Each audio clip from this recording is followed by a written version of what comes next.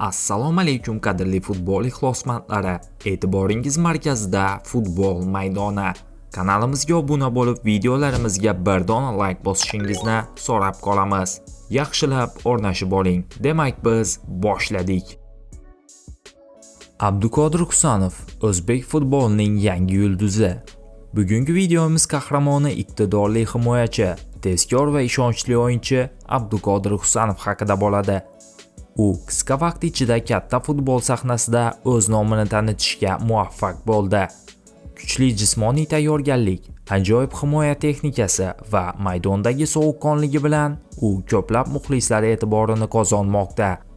Husanovning eng kuchli jihatlaridan biri bu uning tezligi va to'pni olib qo'yishdagi aniqligi. Har bir o'yinda u raqib hujumchilariga qiyinchilik tug'diradi. Ayniqsa yuqori darajadagi o'yinlarda ham o'zini yo'qotmasdan ishonch bilan harakat qilishi tahsinga loyiq.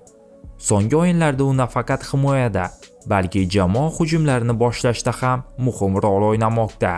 Bu esa uning universalligi va futbol tafakkuri yuqori ekanligini ko'rsatadi. Ko'pchilik mutaxassislar Husanovni kelajakda Yevropaning top klublarida ko'rishni taxmin qilmoqda. Agar u shu tempda davom etsa, u nafaqat O'zbekiston, balki butun Osiyo futbolining eng yorqin yulduzlaridan biriga aylanishi mumkin.